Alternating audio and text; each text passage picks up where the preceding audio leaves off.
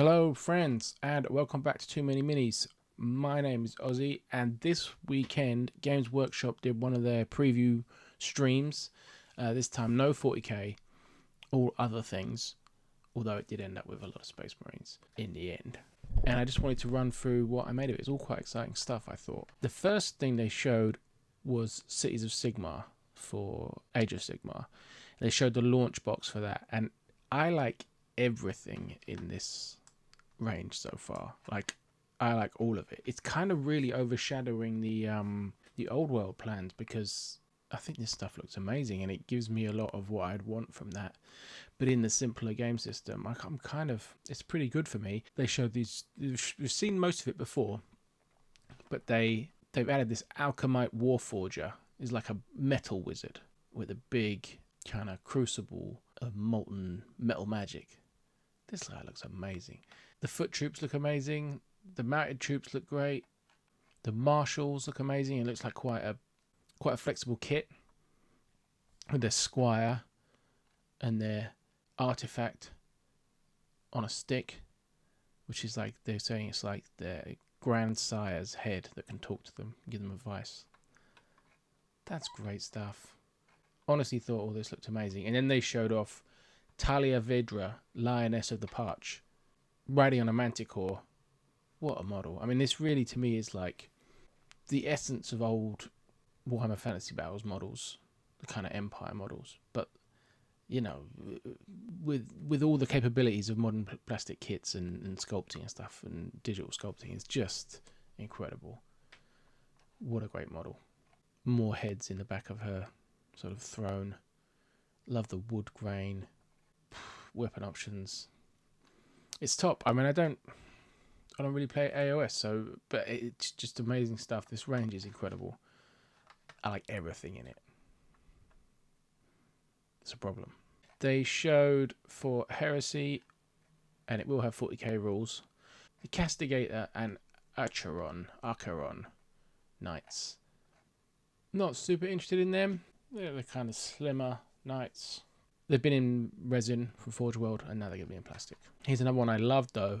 It's the Monster Killers Cruel Boys Warcry Warband. I'm loving my Cruel Boys at the moment. Really enjoying painting them up from the Stormbringer magazine. And like, as with all Warcry Warbands, they've just got that little bit of extra flavour. These guys look amazing, and you'll be able to run them in AOS as well. They've got special apes for snatching eggs out of nests, and we've got a little bait grot who's holding an egg. And I mean, look at them. They're fantastic. The kind of draped hides and kind of jungle vibes just mark them out a little bit differently from the rest of the Cruel Boys. They've got that little bit of extra detail. The drummer looks fantastic. Was it? Yeah, it's a drummer. Looks like he's got a horn that's turned into a drum. The monkeys will also make good bases for conversions for plastic Jokero for anybody who's doing Inquisition Inquisition unit for 40k. So they're amazing. Super into them.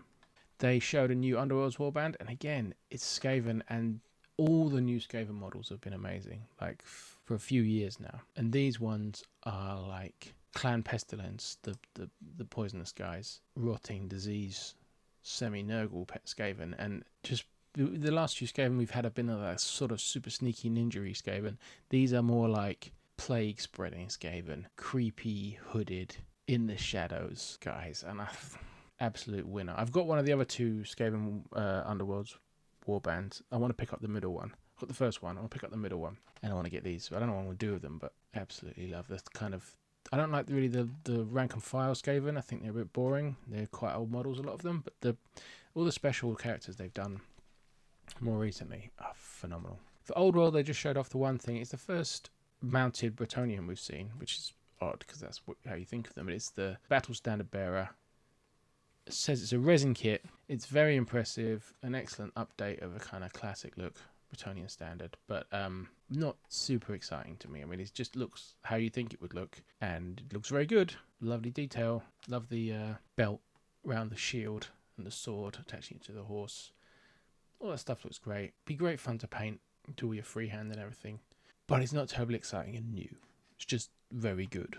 And then after saying they weren't doing 40k at this announcement, they spent half the announcement talking about Epic Heresy, which is all Marines and Solar Auxilia. They unveiled Legion Imperialis, which is the return of Epic. Now, I played Space Marine, which I think is the second edition of Epic. As a kid, I loved it. I loved the little models. I loved how differently the game played. I've still got a big box full of Marines and Orcs, and a bit of Oldar from the launch box. And this is a relaunch in the bigger scale, so the scale that Adeptus Titanicus and Aeronautica Imperialis are at, which some people call 8mm, and then some other people are like, it's not 8mm. It's a scale that's bigger than old Epic. Is less erratic, because old Epic would be quite changeable between models. And this is a big launch box for it. It has 223 miniatures. It's split between Marines, Auxilia, and Titans. Auxilia are like the Imperial Guard of the Heresy era. You can run them as one big army, or you can split them off into two armies and build from there. I imagine that the armies you need for a game will be really big. So if you're splitting it in half, you're not going to have very much Solar Auxilia. We'll have to see what the force organization is like. Like, can you take just tons of Titans, spam Titans, so that you make up your points or that kind of thing? Can you keep it at a relatively low model count, or are you having to have a ton of infantry? I'm excited about this, but I'd be so much more excited if it was Epic 40k rather than 30k. I would love to do the Xenos. I would love to do Tau. Be quite interested in Orcs. I'd be interested to see Necrons at Epic scale. Eldar Titans are cool. I'm not so excited about this. They did Heresy last year. I bought into that quite big. I'm not feeling great about that right now. Especially with the way that all those things which were playable in 30k and 40k, some of them now aren't playable in 40k. Bye Spartan, or at least in competitive. I don't really play competitive, so it's not that relevant. But, this seems a bit odd to me to be coming hot on the heels of last year's Heresy relaunch. I think if that Heresy relaunch hadn't come and I hadn't bought that, I'd be all over this. I've got my wing of Emperor's Children flyers from Aeronautica. So if I got this, I'd be going Emperor's Children, because they've said that you can incorporate Titans from Adeptus Titanicus and flyers from Aeronautica. And I painted up some old Epic tanks just to use as ground assets in Aeronautica. And I enjoyed that. They were fun to paint. They look good. These ones look better. They're definitely an improvement on the old models. Although I'm not overly impressed with the Contemptor Dreadnoughts. They look a little bit less detailed than even the infantry somehow, even though they're twice as big. But I'm not 100% sold on this. I think I want to see more. Apparently Games Workshop are going to be putting up more over the next couple of weeks on Warcom website. It's not long till it comes out. It's August, so it's soon, and there's been an absolute deluge of games. I mean, Star Wars Shatterpoint I've barely touched because I was excited about Kill Team Ashes of Faith, which came out just before it, and 40k Leviathan, which came out just after it. It's a lot. So August release for this to me is kind of disappointing. If they'd have said October, I'd be like, okay, I can fit that into my year. I can I'll make some hobby space for that this year. August isn't ideal. I don't have any hobby time in August anyway. It's kids' holidays. But we'll see. Because the tanks are amazing. So this is the thing for me. It's like, I'm not taken with the infantry. I think as a painter, there's only so much you can get out of 8mm or 7mm or 10mm infantry, whatever you want to call it. It's you can paint them quickly. I think doing a slap chop, kind of pre-dry brush and then contrast paint is going to work really well on those infantry, and then just picking out the important details, a gun here and a bit of work on the head, that kind of thing. But the tanks, I think, are a really nice size for doing a nice paint job on. You're looking at something that's kind of the size of a small 28mm model, but lying down, if you will. And you can really go to town on them, and I think they could look great in big battalions. So if the flexibility is there in the force organization, that you can be like, okay, I'm going to concentrate on tanks. I'm going to have a battalion of tanks. I'm going to concentrate on this. I'm going to have the minimum amount of infantry, go big on tanks. I'm not that crazy about Titans, but maybe I get into them. I don't know. See what other kind of super heavy options they come up with. if I was going Emperor's Children, I'd want to see stuff that fits into Emperor's Children sort of way of doing things. So javelins, speeder bikes, cool looking stuff. That'd be nice to paint purple.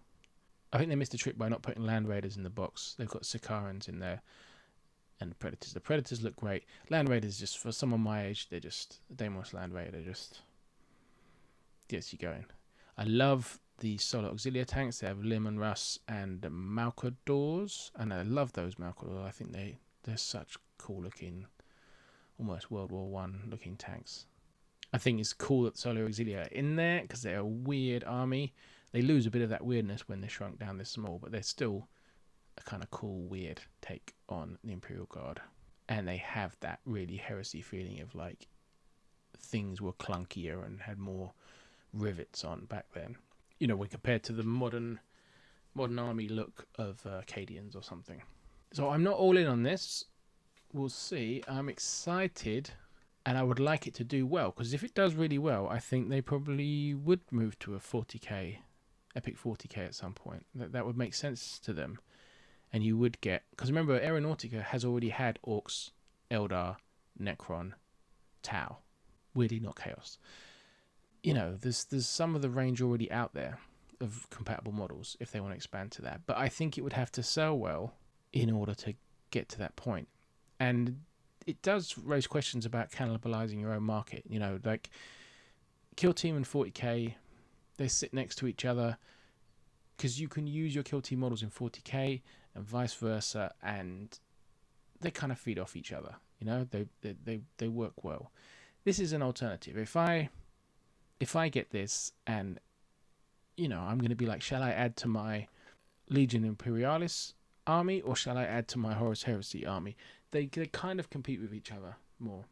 So I'm not convinced it is going to do well. I think it's I don't know how much younger gamers are going to take to it. Obviously, people like me who are nostalgic for old Epic and in general have played at other scales or painted at other scales. There's the appeal there.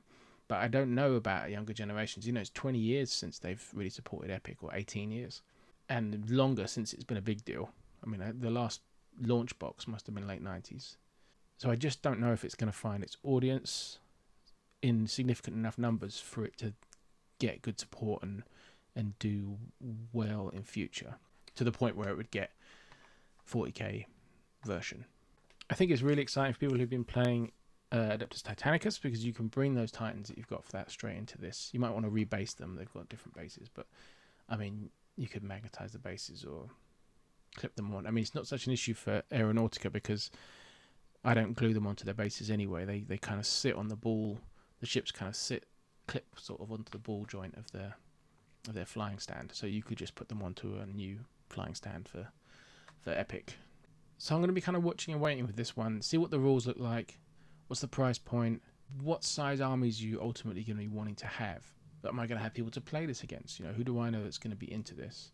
It does look good. I think it's a little bit of a shame they painted him Death Guard, because it's kind of boring. Death Guard isn't boring when you have a full 28mm army of it or whatever. I think it looks great with all the kind of iconography and that stuff. At this scale, it's just a lot of beige Marines. Not very exciting.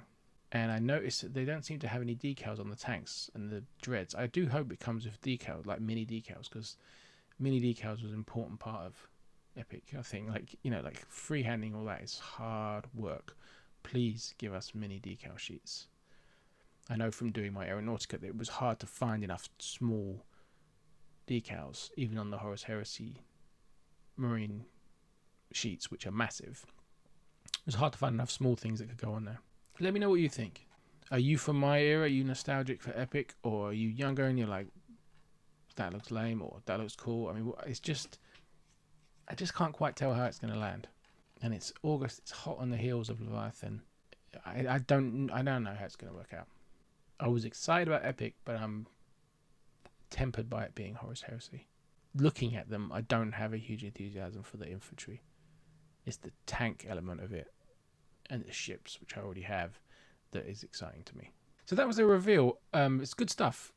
There's going to be more 40k reveals to come. I mean, it's just they've got the Marines and the Tyranids to expand upon before their Codex releases in autumn. I think it'll be relatively early autumn at the end of the summer. We've also seen Gutter Bowl for Blood Bowl come up for pre-order. So things are, after Leviathan, things are starting to come, like the gears are starting to turn again at Games Workshop. I think they probably swamped themselves in those boxes, and getting them out of the house and cleared out and into people like me's hands has freed them up a bit, and now they can start showing us stuff in a more regular way. It's a super exciting time to be playing these mini toy games, and yeah, Epic, am I going there? Am I not? I don't know. I think if a friend says, I'm really up for that, let's do it, that'll probably be enough to tip me over and get the launch box and see how we do with that. Whether I go into it big time, I don't know. I've got a lot of games, haven't I? A lot of minis. I played my first game of Kill Team Ashes of Faith this weekend as well. That was great. Edit up a video for that. And I'm painting my salamanders for my first game of 10th edition 40k this week as well. So, yeah, exciting times. Let me know what you're up to. Join the Discord, subscribe, like, all them things, and I much appreciate it all. And thanks for watching, and I'll see you soon. Bye.